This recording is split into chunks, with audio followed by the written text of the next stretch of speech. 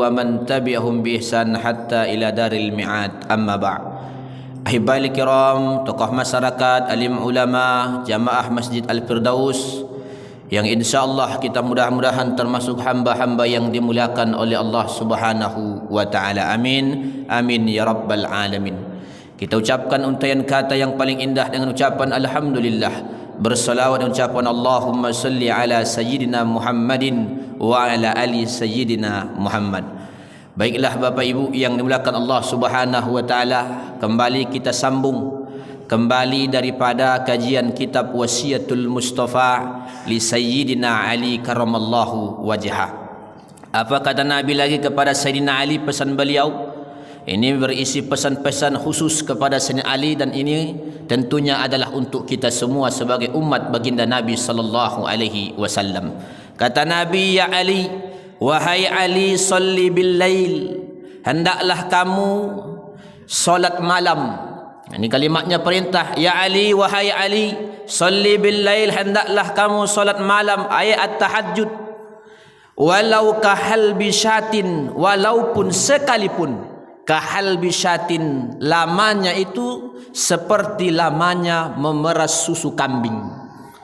Jadi kita, kata Nabi, pesan kepada Sayyidina Ali, wahai Ali, solatlah malam, solat malamlah kamu, walaupun kahal bisyatin. Hal bisyatin memeras ya air susu kambing. Berapa lama? Paling kadar rokaatain, 2 rakaat. Jadi Nabi berpesan kepada Sayyidina Ali, ya Ali, kalau bisa kau ada solat malam, walaupun cuma 2 rakaat. Tidak lama-lama disuruh baginda Nabi sallallahu alaihi wasallam. Nah, ini pesan kepada Sayyidina Ali, khususnya kepada kita semua. Kata Nabi, kenapa?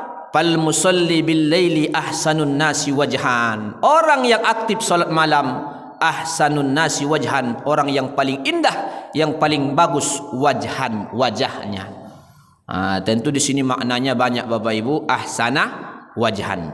Jadi pesan ini kepada Sayyidina Ali menunjukkan bahawa betapa utamanya solat tahajud atau solat malam. Makanya Bapak Ibu, dalam sirah dan tarikh An-Nabawiyah itu Nabi saking pentingnya solat malam ini, sampai-sampai Nabi SAW membangunkan Fatimah, putri beliau. Begitu juga anak paman beliau Sayyidina Ali. Kalaulah tahajud ini ibaratnya tak penting bagi Nabi, ngapain Nabi repot-repot membangunkan putri beliau Fatimah? Begitu juga menantu beliau Sayyidina Ali karramallahu wajhah. Ini makanya sholli al-lail, solatlah malam. Makanya ketika Nabi qadima ilal Madinah, sampai di kota Madinah, di antara pesan hadis pertama Nabi, ya riwayat Abdullah bin Salam dalam hadis Sahih Bukhari, begitu juga dalam hadis Sunan Ibnu Majah, ayyuhan nas, hei manusia, absus salam, tebarkan salam, wasilul arham, kamu jalin silaturahmi, wa at'imut ta'am, kamu beri orang makan. Lalu kemudian wasalli bin nas, wasalli bil laili wan nas an-niyam, solatlah kamu malam ketika orang banyak terlelap tidur. Ini Bapak Ibu menunjukkan bahawa solat malam ini penting, apalagi perintahnya jelas dalam Quran, wa minal laili fatahajjat bihi nafinatan lak. Makanya seorang ulama besar, As-Syekh Al-Imam Abu Bakar Al-Baghdadi, ini ulama besar, punya kitab yang berjudul Fadlu Qiyamil Lail wa Tahajjudi. Bagaimana fadilah Qiyamul Lail dan solat tahajud. Apa bedanya, kok bisa dibedakan?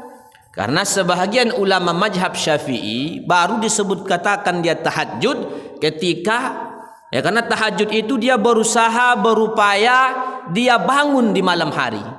Makanya dalam mazhab Syafi'i, sebelah besar mazhab Syafi'i, baru di kalimatnya tahajud ketika diawali dengan tidur walau sya'ah, sekalipun sesaat.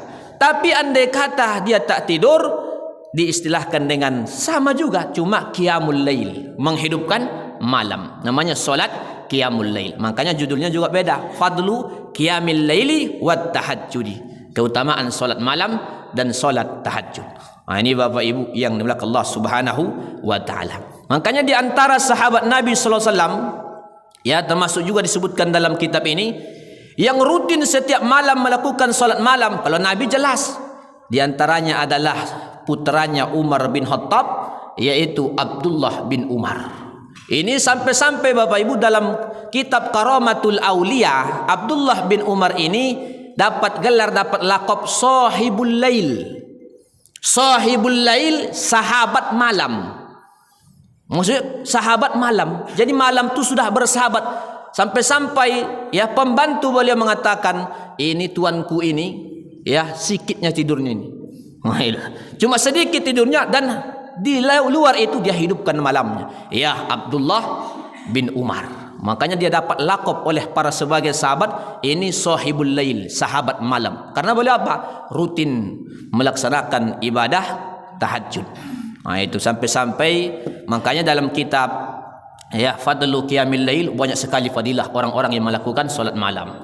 Di antaranya ya wujuhun nur, wajahnya itu bercahaya. Dalam artian adalah orang senang menatapnya Bapak Ibu. Jadi kalau kita aktif solat malam, orang senang melihat kita. Ya, walau kana aswadan, sekalipun orangnya hitam Bapak Ibu.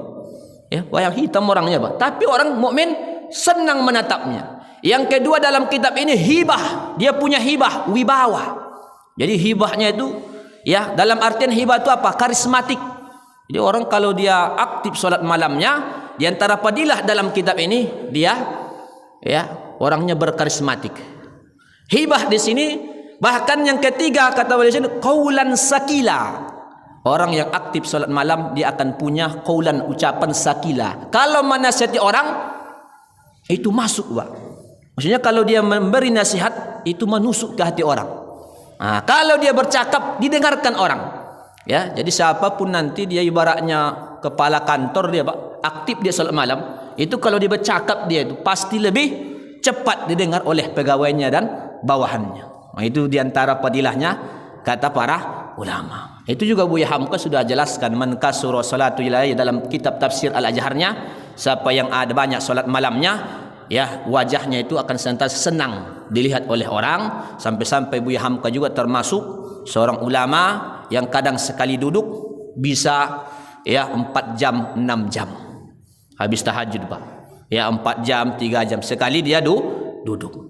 Nah itu beliau. Makanya satu saat beliau pernah bersama kawannya Kiai Haji Bustami. Beliau malam tidur bersama. Ketika itu dalam perjalanan ya ada mungkin acara sesuatu. Ya tiba-tiba Buya Hamka merasakan ya ada sesuatu binatang yang masuk ke sarungnya, Pak. Ke apanya nih? Ke pakaiannya. Di malam itu yang membuat dia terbangun. Ya sudah dia rasakannya itu. Rupanya lipan besar, sudah saking besarnya biru warnanya, Pak. Lipan itu kalau udah apa dia biru warnanya, Pak, bukan merah. Jadi kawannya ada 2 di samping itu. Ya, tapi karena Buya Hamka tadi sebelum apa tadi dia ya aktif menghidupkan malam dan ada doa yang dia baca dari kitab Riyadhus Shalihin. Ya, ketika ditanya oleh kawannya, ya kawan yang 2 ini terbangun, ternyata diapakan oleh Buya Hamka lipan besar. Tapi lipan itu tak menggigit Buya Hamka. Padahal sudah berkali-kali di badannya, Pak. Tak menggigit. Nah, kata Buya Hamka, ya saya di antara amalan saya sebelum tidur saya berdoa dan saya berniat solat malam. Nah, itu saya berniat solat malam.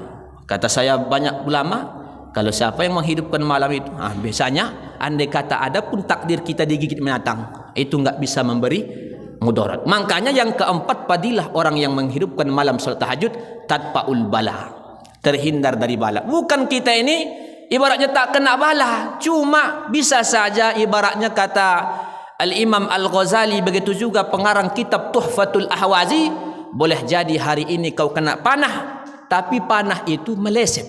Begitu, Pak. Itu makna tatpaul bala. Boleh saja takdirnya kau jatuh tapi enggak apa-apa. Ya, jatuh tapi tidak parah. Nah, itu kadang ya fungsi daripada ada amalan-amalan kita menghidupkan di malam hari. Ini banyak sekali padilahnya kata beliau, termasuk tadi qaulan sakilah, termasuk doa mustajabah, doanya paling cepat dikabulkan oleh Allah karena dia menghidupkan malam, qiyamul lail, termasuk dia tibun nafsi, jiwanya ini senantiasa mengarahkan dia kepada kebaikan. Kalau kita senantiasa mengamalkan solat malam, tibun nafsihi. Tibun nafsi ini jiwanya selalu mendorong kepada kebaikan. Yang paling penting lagi fadilahnya wa kuburuhu, nanti kuburnya raudatun min riyadil jannah, menjadi bahagian daripada taman-taman surga. Belum lagi maqam mahmuda, diangkat ya ke maqam yang paling tinggi dan paling terpuji. Ini saking kemuliaan, sampai-sampai disebutkan dalam kitab Karamatul Aulia, orang yang menghidupkan malam ini salat tahajud, makhluk yang lain akan segan kepadanya. Hattal hayawanu minal asadi, sampai-sampai seekor singa ini pernah ya berhadapan dengan orang yang menghidupkan qiyamul lail, seorang ulama dalam musafir ikut rombongan. Beliau mau salat malam, tiba-tiba bangun tengah malam berhadapan seekor harimau.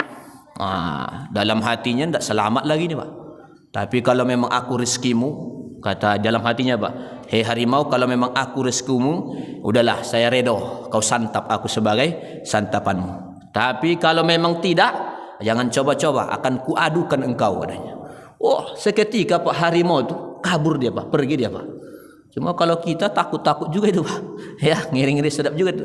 Ya, makanya Abdullah bin Umar ya disebutkan juga oleh Syekh Al-Imam Yusuf An-Nabhani, ketika Abdullah bin Umar masuk satu perkampungan, lalu tiba-tiba kampung itu mereka ketakutan gara-gara kampung itu dimasuki singa yang besar. Ya, kata Abdullah bin Umar, kenapa orang pada berlari? Ada singa masuk kampung. Kata Abdullah bin Umar, mana singanya? Itu katanya. Dijumpai oleh Abdullah bin Umar. Hei singa, roh, pergi kau singa. Pergi singa dua. Kalau kita Bapak Ibu, ya jangankan yang dia apa Pak, yang liar di kebun binatang saja kita takut dengan singa Pak. Ya, tapi Abdullah bin Umar kenapa? Karena memang itu man akhafallah, siapa yang sudah habis takutnya kepada Allah, dekat dia kepada Allah, maka dia makhluk lain pun ada rasa gentar ketika menghadapinya. Itu yang sudah dicontohkan oleh Abdullah bin Umar. Ini diantara amalan beliau adalah menghidupkan malam, yaitu solat tahajud. Ini kemuliaannya. Sampai-sampai di sini kan tak lama itu Pak, diperas susu kambing itu itu selama sekitar 2 rakaat solat. Nah, kita nggak bisa mungkin seperti Imam Ahmad bin Hanbal Pak. Dalam kitab Syiar A'lam An-Nubala yang dikarang oleh Imam Az-Zahabi, kalau Imam Ahmad itu padahal sudah pakar hadis, ahlul hadis, itu solat malamnya salasumi'ah rakaat, itu 300 rakaat.